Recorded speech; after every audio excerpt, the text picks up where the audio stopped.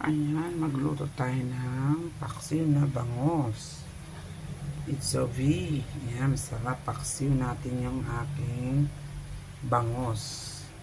Ulam for dinner. Ayan, nagpaksiw tayo ng big bangos. Ayan. Paksiw na merong talong. Ito yung talong ko. Konti lang yung talong ko. Diba? Yan. May bawang, may luya.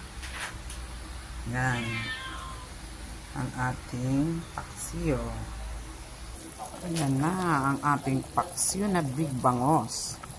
Yan, malaki yan. Ang laki niyan. Yan.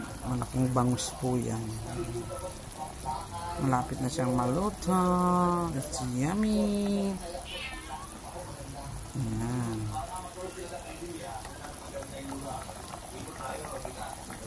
Malapit na maluto ang ating paksiw na bangos.